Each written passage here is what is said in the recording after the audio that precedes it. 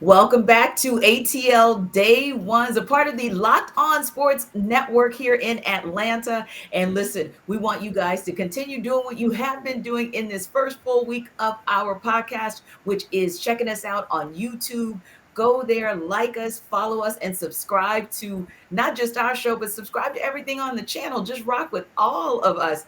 Also, we are on every audio platform that you can think of. If it's an audio platform, you will find us there. So continue to follow us and check us out on any and all of those platforms and tell your friends to do the same. Now, Jarvis, we are talking Braves today in our deep dive segment. But before we do that, before we give you guys our reaction to Acuna Freeman and our reaction to the opening day game, Braves versus Reds, we want to tell you how we both stay healthy, and how we do that is we use the opportunity that's been given to us, courtesy of the Locked On Podcast Network, and that is to indulge. Yes, we can indulge in something, and that is the Yes. Built Bar. So, Yes. because we are both dedicated to doing things in a healthy and happy way in 2022. And when you look at it from a health perspective, the most important thing is, of course, your health, but also, don't you want to eat something that tastes good? That's your Built Bar. Yes. Puffs are the first ever protein infused marshmallow. They're covered in 100% real chocolate. So, hey, you get that fix. And also, they're low calorie, high protein. You can replace your candy bars with these because guess what? They're better for you. And your midsection will thank you. I know mine will. So, you go to built.com, you can scroll down their macros chart. You'll be blown away when they tell you that it's 130 calories, 4 grams of sugar for net carbs, and 17 grams of protein, which you gotta love. So again, you go to built.com for the offer, use promo code LOCKED15 and get 15% off your order. Again, promo code LOCKED15 for 15% off at built.com. So, of course, we know that there was the amazing hoisting of the 2022 World Series champion banner for the Atlanta Braves on Thursday night. But before the game even started, there was some attention that was paid to anything and everything but that World Series win. And that, of course, was Freddie Freeman's follow up response to Ronald Acuna's feedback, if you will, or his conversation with a Dominican journalist. So just to give you guys a quick run back, Ronald Acuna spoke with Dominican journalist Yanson Pujols on Wednesday night. This was via IG Live, and they delved into the topic of Freddie Freeman. And the question was, would he basically how he felt about him? Would he miss him? And his response was, me, nothing. When he was asked if he would miss him, and he went on to say, when you come up as a rookie, there's always somebody who wants to stick it to you. You come with your swagger from the minor leagues, you do your eye black, your sunglasses, your hat a little crooked. A lot of people see it as wrong, and I don't look at it as wrong because it's part of the game.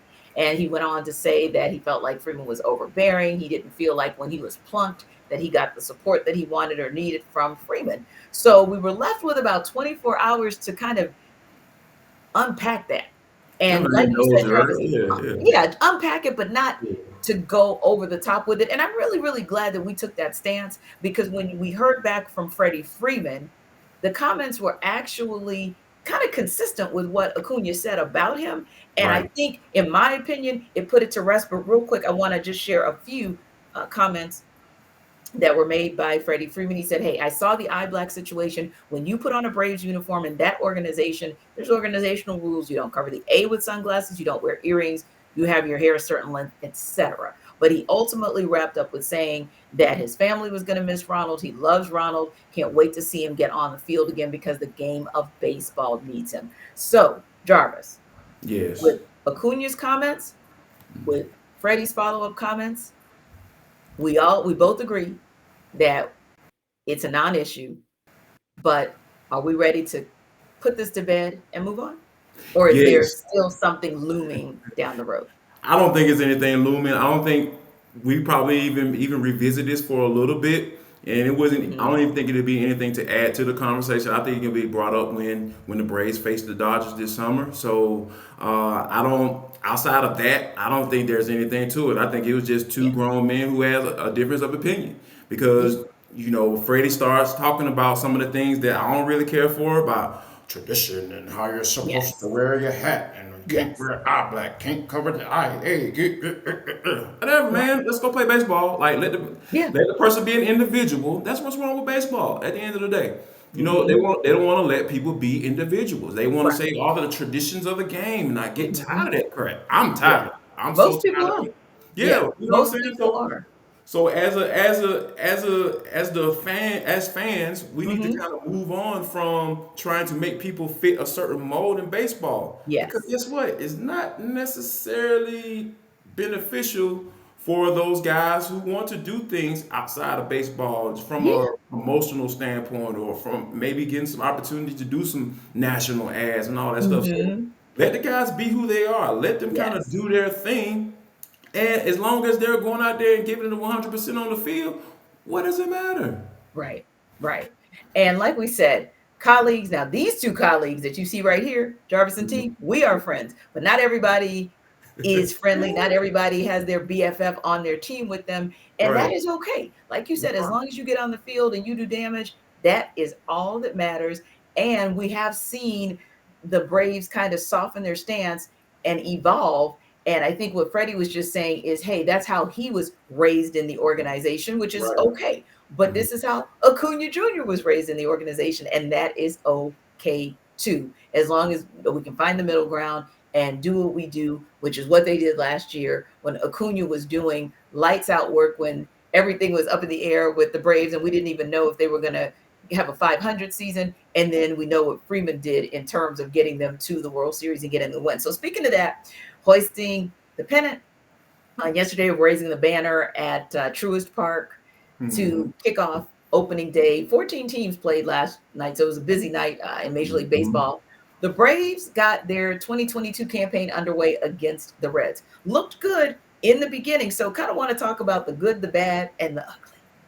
Yeah. So, yeah, we'll start with the good, right? So, Right, of a course. couple of goods. Max Fried.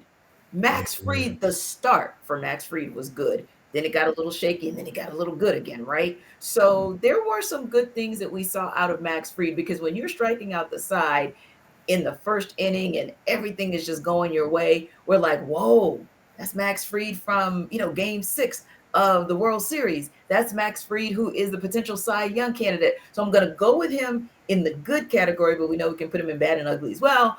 But Max Fried, I thought that was the good category. And I know you were excited because you mentioned him even yesterday. So I'm going to leave the third guy to you. Spencer Strider, dealing. Two Yeah. innings, five strikeouts, absolutely dealing. Had that 100-mile-an-hour ball just going. And I know I'm going to leave the third guy to you, who I thought was in the good category, Austin Riley. Yeah, my boy Austin Riley did his thing. Like when I you see a guy like him and just the Hmm. way he playing and a lot of preseason preview. I mean, I'm sorry, preseason previews, season previews. Hmm. That he's one of the names that was thrown out there for National League MVP by one of the biggest national writers, Bob Hmm. Nightingale. So he was Yeah. picked for the to be the NL MVP, and I think he's going to have plenty of opportunity. He goes three Yes. for four, two RBIs and a home Hmm. run late in the game. Yes. Trying to help bring the Braves back, but unfortunately they come up a little bit short. Hmm. But I think the way he was just out there and kind of to add to what you were talking about, Max Fried, Hmm. when he came out there throwing those 98-mile-per-hour fastballs, I was like, oh my Yeah. goodness, this Like, is about to yeah. go down. Yeah. But I think we can kind of segue into the bad, right? When you talk about just having bad look, like Hmm. because the Cincinnati Reds, Yeah. the Yeah. ball were, but the Braves weren't. Like Right. like real soft hit balls, Hmm. going out and just landing it Just and looping there's not, over. Yeah. yeah, just blooping though, a lot of bloopers and everything. I was just like, Hmm. it was kind of a little bad look when it comes to Max Fried, and he ended up giving up 8 hits and 5 earned Hmm. runs. So, and it's unfortunate, like I said, especially when he got off to the start that he did. But Yeah. I mean, like I said, there were some bright spots, but it Hmm. was definitely some bad as well. Yeah, yeah, because on the opposite end of the spectrum for what we saw from Spencer Strider was what we saw from Colin McHugh. Now, Yeah. one game sample size, so Yeah, we're of not course. saying Yeah. it's going to be bad all season. We have to remind 161 everybody to exactly, you got 161 games to go, go. but Right. it was a bad look at that moment because the game was still within reach, if you will. And I don't know, it just kind of felt like he comes in and really kind of puts it out of reach until, to your point, Austin Riley kind of gets back in there and gives the Braves a chance. Another thing that I would say was I wouldn't say it's bad, but maybe we'll put it in the kind of bad category is um, the chemistry. And I do think that that's going to get better, especially maybe in the infield. I think that's going to get better as time goes on because, like we said, Matt Olson is new, and getting that timing together with Dansby Swanson, the way Dansby had the timing with Freddie, or same with Ozzy Albies. I think it's just a matter of that. And also the bad, and I'm going to make this one a generality, and you tell me what you think, Jarvis, but the Hmm. bad is, especially for your pitching staff, this is what happens when you have a truncated spring training. Yeah, So exactly. we need to expect that these are the kinds of things that we're going to see probably for the better part of a month. And we already really start counting things after Memorial Day, and that's in a true Major League Baseball season that goes in full from the end of March or the very, very beginning of April on through. So now that they've lost the time that they've lost, we really just know that it may take even a little bit longer, maybe into early June, before we see even the Braves and other teams catch their stride. No doubt about it. And, I think that at the top of the order, I guess I can put this in the Mhm. ugly category, just from Eddie Rosario, your leadoff man going 0 for 3. That's not good. Yes. Like I said, but, and like I said, they were locked out for 99 days. Yes. It's the first game of the season, and I don't foresee the Cincinnati Reds going on to win the World Series this year. Right. I'm not too concerned, and yeah, so that's kind of where I am with it, Yeah. T. Now I have a funny ugly for you. The ugly for me was in the beginning it was good, then it got bad, then it got ugly. Joey Votto. In the beginning, I liked his commentary because Right. it was smart, it was thoughtful, it was witty. Then it got bad because I was like, okay, let me just watch the game. Then it got ugly because I got really ticked off in the last couple of innings because I was like, I do understand baseball is a slow moving game and you've got to fill things in. Right, But right. I would have much preferred to hear, and forgive me for if I get his name wrong, my apologies in advance. But I would have much preferred to hear the ESPN two commentator, I believe Perez, because Mhm. he was extremely insightful. So that Yeah, was my ugly. I don't need yeah, the in game, not to that extent. yeah. So I think that when you have those things going on, like you said, you have to feel some time as far as with the baseball broadcast. But Mhm. sometimes you just gotta leave, let it breathe, let the broadcast breathe. Don't Yes. inundate me with a gang of numbers and all this stuff, man. Like the analytics stuff. Like I'm a fan. Like I like baseball. I understand it. But you Mhm. don't have to hit me with a whole bunch of numbers. Like, come on now, Yeah. let's move on. Let's move on. Yes. Yeah. Yes. Agreed.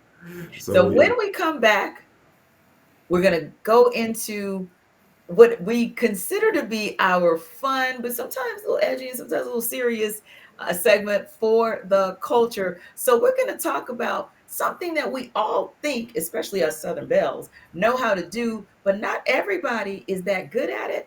And then we're going to talk as well about a situation that has now new legs to it, new information out there that is really going to potentially shake up one of our premier leagues in this country. So we'll talk about it on the other side. Come back and join us here on ATL Day Ones with Jarvis and T.